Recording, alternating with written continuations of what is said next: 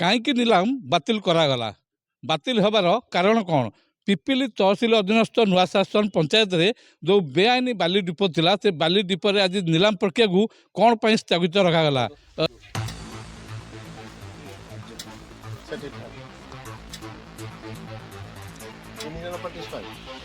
ଆଜି ବନ୍ଦ ହେଲା ବାଲି ଡିପୋ ରହିଥିବା ବାଲିର ନିଲାମ ପ୍ରକ୍ରିୟା। ନୂଆ ଶାସନରେ ବେଆଇନ ଭାବେ ସଂଗ୍ରହ ହୋଇଥିବା ବାଲିକୁ ନିଲାମ କରିବା ପାଇଁ ପ୍ରଶାସନ ପକ୍ଷରୁ ଆয়োଜିତ ପ୍ରକ୍ରିୟାକୁ ଆଜି ହଠାତ୍ ବନ୍ଦ କରାଯାଇଛି। ନିଲାମ ପ୍ରକ୍ରିୟାରେ ଅଂଶଗ୍ରହଣ କରିବାକୁ ଆଗ୍ରହୀ ବ୍ୟକ୍ତିମାନେ ଧାର୍ଯ୍ୟ ସମୟ ସଫିସିଏଣ୍ଟ ନଥିବା ଅଭିଯୋଗ କରୁଥିଲେ। ଏହା ସହିତ ନିଲାମ ସୂଚନା ବିଳମ୍ବରେ ମିଳୁଥିବା ନେଇ ମଧ୍ୟ ଅସନ୍ତୋଷ ପ୍ରକାଶ ପାଇଥିଲା। ଏପରିକି ବେଆଇନ ବାଲି କାରବାର ଉପରେ କଠୋର କାର୍ଯ୍ୟାନୁଷ୍ଠାନ କଥା କହୁଥିବା ପ୍ରଶାସନ ନିଜେ ହିଁ ନିଲାମ ପ୍ରକ୍ରିୟାକୁ ସୁଚାରୁ ଭାବେ କରିପାରିନଥିବା ଚର୍ଚ୍ଚା ହେଉଛି। ପ୍ରଶ୍ନ ଉଠିଛି, ନିଲାମ ପ୍ରକ୍ରିୟା କାହିଁକି ବିଫଳ ହେଲା? ନା କାହାକୁ ସୁବିଧା ଦେବା ପାଇଁ ଏଭଳି ବ୍ୟବସ୍ଥା?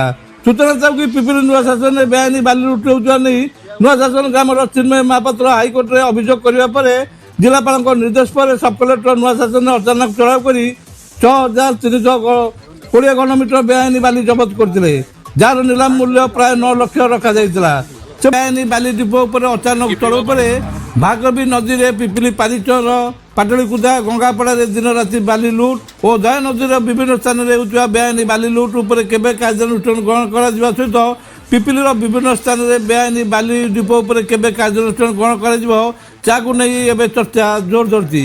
ବ୍ୟୁରୋ ରିପୋର୍ଟ, ଦ ରୁରାଲ ନ୍ୟୁଜ୍ ଓଡ଼ିଆ।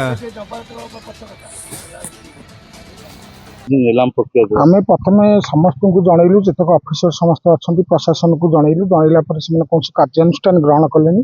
ବାଧ୍ୟ ହୋଇକରି ଆମେ ଉଚ୍ଚ ନ୍ୟାୟାଳୟକୁ ଗଲୁ।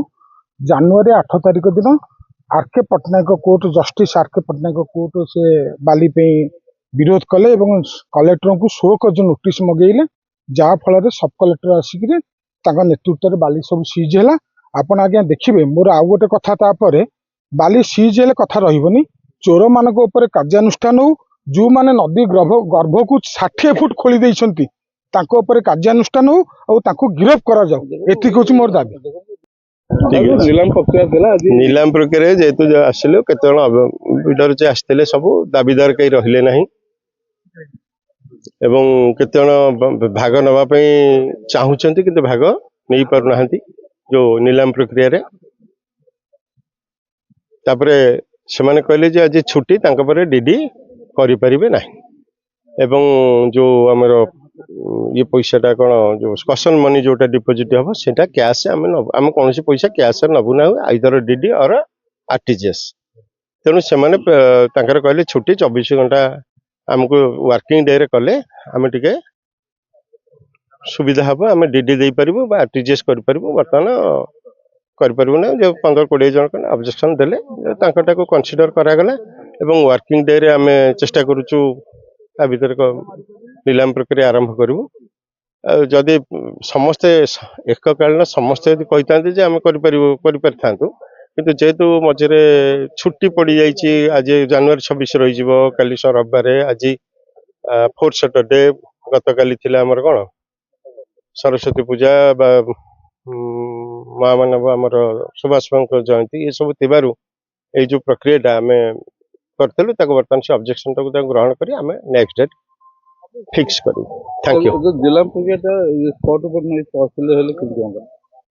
सेटा मु डिसीजन जहाँ तहसिल जहाँ कहते तहसिल हो कि माइनिंग अफिसर हो कि जो कौन जगह सेटा मु मोर उच्च पदस्थ अफिसर सहित कनसल्ट न करी मु डिसीजन मु नहीं पारिनी, मु इंडिविजुअल डिसीजन नहीं पारिनी।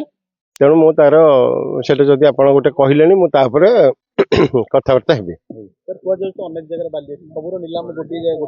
नहीं नहीं सेटा माइनिंग अफिसर तांकर कहिबे को जगह पे केते से फिक्स करछंती से कहि परिबे। ओनली मोर निलाम प्रक्रियाटा ऊपर मते पचारले मु कहिबी से जो केतेटा जगह केते सीएम बाली तांकर जो कैलकुलेशनटा he can say better. Thank you.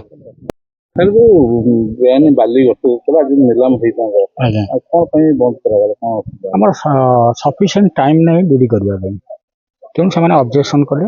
आउ केते जन पार्टिसिपेंट करिवे बोली चाहिथिले किंतु डीडी जेहेतु करि परिबेनी, समस्त को सुविधा देबा ଆମେ ନିଲାମଟାକୁ ବଞ୍ଚେଇବା। ଗୋଟେ କଥା ସାର୍ ଏଠି ପରିଲକ୍ଷିତ ହେଲା ଯୋଉ ସ୍ପଟ୍ ଉପରେ ନିଲାମ ହଉଛି ଗୋଟେ ପ୍ରୋବ୍ଲେମ କ୍ରିଏଟ୍ ହଉଛି ଏଇଟା ତହସିଲ କିମ୍ବା ମାଇନ୍ସ ଅଫିସର ହେଲେ କ'ଣ ଅସୁବିଧା ହେବ?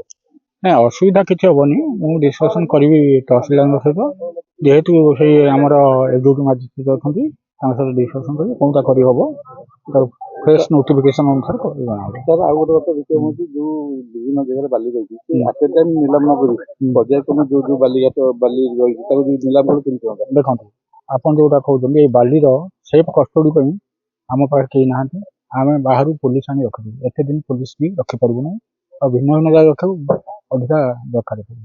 ଲ ଆଣ୍ଡ ଅର୍ଡର ସିଚୁଏସନ୍ ଯୋଗୁଁ ପୋଲିସ ବି ଭିନ୍ନ ଭିନ୍ନ ଜାଗା ଯିବେ, ତେଣୁ ଏକାଳୀନ ଆମେ ପର୍ଯ୍ୟାୟକ୍ରମ କରି ଏକାଳୀନ ତାକୁ ନିଲାମ କରିବାକୁ ବନ୍ଦୋବସ୍ତ କରିବୁ। ନୂଆ ଶାସନ ପଞ୍ଚାୟତର ପାଖାପାଖି କେତେ ଜାଗାରେ ନିଲାମ ପାଇଁ ଆମର 6ଟି ଜାଗାରେ ବର୍ତ୍ତମାନ ସୁଦ୍ଧା ଗଚ୍ଛିତ ଅଛି।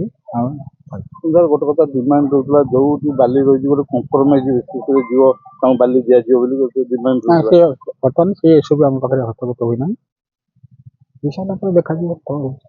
ମାନେ ବାଲି ନିଲାମ ପ୍ରକ୍ରିୟାଟା 100%। ହଁ ନିଲାମ ପ୍ରକ୍ରିୟାଟା 100%।